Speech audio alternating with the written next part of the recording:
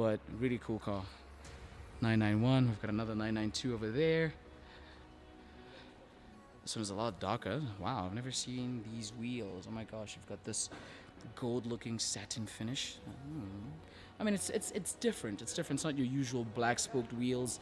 I think it's actually good to just add a little bit of pizzazz and personality to your own particular spec. This one's going for 2.2 million rand. It's done 6,000 kilometers and it's a 2019 911 Carrera S. How awesome is that? Let's see if these ones are open. Are these ones open? Oh yes, we like that. Yes, finally got to see one that is open. Let's get a closer look. There's the gear lever I was talking about. You see how tiny it is? Oh my gosh, like you just literally just tap it and it goes into your, so yeah, I've got reverse, neutral and drive. You can put it at this park and then that's manual, so you can start changing gears using the paddles that are mounted on the steering column. How cool is that? I mean, look at this. The back seats have been heavily criticized for not being able to fit an adult. Children, however, can sit in the back, but it's just not for fully grown adults. That's the least of the people's problems anyway. Let's just circle around. I want to see see how they just kind of like open. You see how they open on the door there? Oh man, all you have to do is just, and then you just like open it up. Oh, you just look at that. I want to sit in one of these. I have to. Okay, you join me in the 992 generation Carrera S. Yeah, 3-liter twin turbocharged flat 6, 450 horsepower. I believe that's the start off, like the base Carrera starts off at like 450 horsepower. That's insane. That's a lot of power for something like this. But yeah, so everyday practicality coupled with the performance that is just blistering. It's a really good car. Now I understand why people go crazy over these cars. I wish I knew more about Porsche, especially the 70s, 80s, because that's when it starts to get a little hazy for me. You know, you get I don't know, 2.7 RSs and things like that. I'm just like, yeah, I don't know. I'm not sure what's happening now, but yeah, pretty decent cars. There's a lot of nice cars here. Fish. I love this thing. Oh man. So that's what it looks like. You've got the, I believe they're 5, right? Yeah, 5 screens. So there's the mileage left, given the fuel that's in the car, the model. You've got the rev gauge, the car itself, and temperature. These are the paddles I was referring to right behind here. Change steering wheel. It's a nice thick steering wheel. You have quite a number of buttons for your phone, telemetry. You can voice speak into it, search music, and that sort of thing. You've got the honk over there. You've got the cup holder right over there. You've got the park brake. And this is really cool. Like, it's really intriguing to me. Like, I can't get over it. You can increase your temperature, the fans, and all of that jazz right over there. I see buttons 1, 2. You can turn your traction control off, hazards, and the dampers. Your suspension, you can either make it soft or you can make it a bit more firm for your desired driving conditions. All right, and you also have the center clock over there. That's typical of Porsches. They've been in Porsches since for as long as I can remember. Man, there's a lot of Porsches there. Have I covered all the other cars on the other side? You've got an FF over there, which is the predecessor to the GTC for Lusso. So that is also a pretty cool car. I mean, we should just look at it. Look at that. Ain't that cool? Also 6.2 liter V12, naturally aspirated. So this is the predecessor of that white one, the GTC 4 Lusso. Proper V12. This one's got really menacing looks, so we should just look at it. I actually prefer the looks of the GTC, but however, they've made it slightly tamer. They've made it, I believe, more curvaceous. It's more minimalist in its approach, and I believe it's also slightly quieter than the V12 in here. I mean, how epic is that? That's just insane. They made it quieter because obviously it's a GT car. They wanted to make it a bit more practical, a bit more usable, a bit more livable with. But nah, I prefer that. It has to be loud. It's a V12. Let it scream. Yeah, moving down along. There's an Aston Martin Vanquish Volante. Would you just look at that? This is a 2015 model. Ooh, for 2.9 million.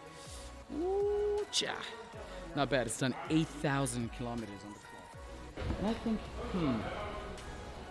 So one thing I have to say this about Aston Martin. They've always made very, very beautiful cars. However, my problem with them, they weren't fast enough compared to the other competition that was around it.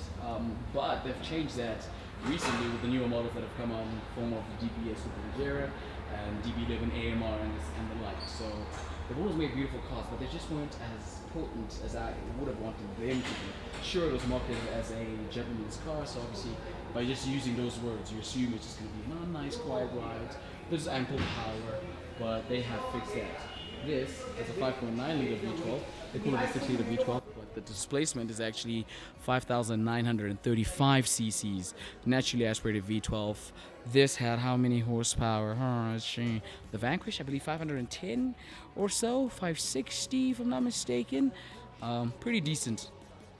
Got the nice grille on the Vanquish. A really cool car. Now the Vanquish is gonna return, but in a different form. It's gonna be a mid-engined supercar that's meant to land roughly 2022. I cannot wait for that. So hopefully some of those come to South Africa. I cannot wait. Then we have a GT3, and now it starts to get crazy. The GT cars. This is also a 911.1, so a Mark 1 GT3. I believe it's a Mark 1. No, it's a Mark 2. Because obviously that's how you can tell that it's a Mark II with the slanted air openings, air intakes down there. So this is a Mark II 911 GT3. This one has a PDK, so not the manual option. Also another way you can tell is because of the 4 liter. I think the 991.1 GT3 had a 3.8 liter engine, but this has a 4 liter flat 6, 500 good horsepower. Oh my gosh. I mean, how crazy is that? How crazy is that? Let's have a look. Hopefully it's open. Yes, would you just look at that? Man, this is gonna be a very, very long video. But yeah, I really want to soak it all in. I mean, we're back now. We're allowed to go out and film. Lockdown restrictions have eased slightly, so I really want to take this all in. You've got a roll cage at the back. You've got these, I believe these are like 918 derived seats. Let me just have a feel for just how hard they are. Woo. Yeah, it's quite hard. It's very firm. But yeah, 911 GT3. Man, I've seen so many launch videos of this car. I was just left foot on the brake, started. Oh man, it just takes off like crazy. But yeah, I understand why people love Porsche so much. Like, I mean, I haven't even driven it. I'm just sitting in it, and I really feel like I'm a racing driver. So that's crazy. But yeah. Awesome. You got the dual clutch transmission, PDK Porsche 7-speed. Change your gears through this, or you can just choose to push and pull this to change your gears. So you pull it toward you to increase the gear shift, or you push it away to reduce the gears. So yeah, Porsche's track offering. There's even a more hardcore version, which is lighter and a teeny bit more powerful in the form of the GT3 RS. Also an impressive bit of kit. So I would definitely get one of these because I'm not sure what the future of Porsche is going to look like. The 992 GT3 has actually been teased a couple times with an even more massive wing. So imagine what the GT3 RS is going to have if this has such a massive wing. If the 992 GT3 is going to have a pretty big wing. So you have these little scoop of vents over there that are meant to channel air to cool the engine as it goes about its way. This looks like a God's Red paint job, I would say. I think it's God's Red. I stand to be corrected, but we have a Miami Blue example. This is actually pretty cool. I love this. Ooh, does it have yellow? It's got the red brake calipers. I would have preferred yellow brake calipers just to contrast the blue. I love the wheels black.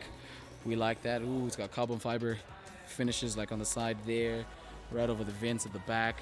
It's actually a pretty cool spec. Let's have a look. This is a manual example, so these are pretty rare, and I'm sure the value is just going to skyrocket from here. It's got a different option seat, so these are more comfort seats. They're not as racy as the ones in that particular GT3. So really cool spec. Even the roll cage is painted in Miami Blue. How cool is that? But it's manual, so that is dope. We've got the Vanquish here. Let me just show you the interior. Have a look at that. Cream interior. Obviously they market it as a 2+2, but you can't really fit people in the back here, sadly. I love that center console. Aston Martin refers to it as the waterfall because of just the way it is shaped and just how it flows down like that. It's so cool. Let's see if it's open. I like how Aston Martins, you open them, so you put one finger there, it pops out, and then you just open it. I don't know if it's visible on camera, but the doors open at a 30-degree angle upward. I mean, that's it's just the attention to detail. Attention to detail, really cool. And also another interesting fact about Aston Martins is, so the rev counter is the other way around. Whereas they go on other cars, they go, what is that? Is that anti-clockwise? Yeah, because they go from this side all the way to that side. Whereas this one goes, it's the other way around. So it goes that way. You get me right. As you can see with the dials, it goes to the right, whereas normal ones do that. They go that way. So that's also an impressive feature. I like how it has. There's a. Ooh, is the key inside? Ooh. So if you got a key, you just put it into that fob over there, foot on the brake, and it starts up. Very powerful and amazing sounding V12 engine. We like that. We like that. We'll just close that up. We've got a Bentley. Bit of a break from the Porsches. There's still a ton of them on the way down. This is a GT8. You can tell that from the red badges around. This is a facelift as well of the first generation Bentley. 2014 Continental GTC V8, so GT convertible V8. I believe it's got a 4-liter twin turbocharged V8 with roughly 550 horsepower, 405 kilowatts thereabout. It's one of the lanyards of today's world. Would you just look at the plush luxury of this car? My goodness, like, oh my gosh, this is insane. Jeez. Trying to have a seat in here. So it's all the way to the front. See if we just move it to the back a little bit so I can get some leg room. I'm in a Bentley. Beamer, Benz, and Bentley. Beamer, Benz, and Bentley. Oh man. Alrighty. This is crazy. This is crazy. Wow. Some of the materials. I mean, next to Rolls-Royce, I think Bentley does one of the most amazing interiors out there. Look at the wood. This is actual wood, like it's not plastic, it's actual wood, but it looks like it's been lacquered by some layer of, well, not plastic, but some sort of cover just to protect the wood. I think that's very good. You've got Breitling, Bentley's partner in terms of these watches. You've got these dials. I love these. I mean, everything is just so luxurious. Everything you touch is just, wow, it's so awesome. I mean, just, yeah. Oh man, put your gearbox down there, engine stop. Looks like you can fiddle with the suspension seats. You can make your seats either heated or cooled, and then there's a button here. This is how you lower and close the rooftop. We can increase the ride height. I actually didn't know that you could do that on the Bentley, so that is interesting. You've got the hazards. Obviously, I've just activated them. Got a decent sat-nav screen. Obviously, this is a 2014 car, so it's been around for quite some time. Technology has since moved on from there, but it's pretty cool. You've got these vents underneath the headrest, so that actually funnels in hot air onto your neck, so you don't feel the cold breeze as you drive along in your convertible. This has decent space in the back. Actually, how about we actually test that out? Let's see if it's got enough space to accommodate like a fully grown adult. All you have to do is just like press it. It moves forward, just like what we saw on the Ferrari. It becomes like standard technology. There we go. I'm standing in a bit. Alrighty. Okay, now let's do this. Okay, is it coming back? It's pretty decent. It's pretty decent. It's not too cramped. Definitely more space than the Aston Martin 2+2 configuration, but I do have some decent leg room. And yeah, I'm in a Bentley. Just glad I got to show you guys that. Just oops.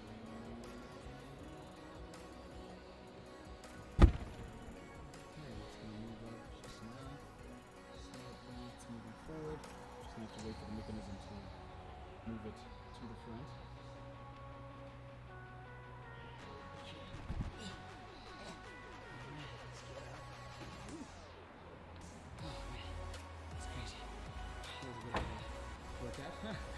All right. Next to it, we have a GT Coupe. Oh, actually, it's a GT Speed, so the most powerful iteration of it. This one has a 6-liter W12, which is twin turbocharged. I'm not sure of the actual horsepower, but I think a Continental Super Sports had like 700 horsepower. I'm not sure about this one. Is this the one that's limited to like 710 units? Let's have a look. It's a Speed, so it's not the Continental Super Sport, but it's the Speed. Ooh, it's actually got a pretty decent spec. Would you just look at that? Oh my gosh. Ooh, you got Speed embossed on the headrest. You've got red stitching, diamond quilted leather, carbon fiber on the center console. Wow, it's pretty cool. they've made a land yacht a speedboat, basically. Because actually, I would love. Ooh, look at that! It's got the Bentley logo just reflecting through. I believe there's a light here that's doing all of that. Yes, right there. Got the Bentley logo just to let you know what car you have. So W12, not a V12, W12. Ooh, oh yeah. Another way how you can differentiate between a W12 and a V8 is the W12 have these massive oval-shaped exhaust tailpipes, whereas the V8 has two circular ones, so it's actually shaped like an 8. I mean, how cool is that? Just look at that. There it is. So yeah, that's another way you can tell either the red badges or you just look at the exhaust. Nice, nice. Bentley, baby, Bentley. Actually, I want to sit inside. Taking a look.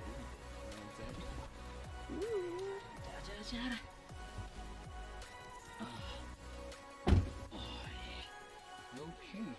So as soon as you seat in the car, the seatbelt just pops up all the way to the back, so you don't have to stretch yourself, and you don't have to do that. It's a Bentley, so it does it for you, and then you just kind of like pull it over and tuck it in. How awesome is that? Woo! Oh yeah, I love this. I am enjoying this driving position. Oh my gosh, what would be my ideal driving position? Let's see. Because I also like to stretch out my hands. I like it like this.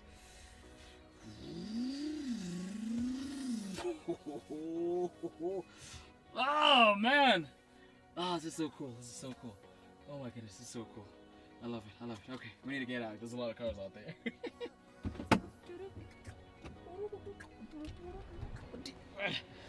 Alright. Yes. Ooh, gotta be careful. Since it's a coupe, obviously it's seamless. There's no it doesn't have a thingy. It's like this. It's seamless like that. That's how you can tell from the current coupe models. That's what they do.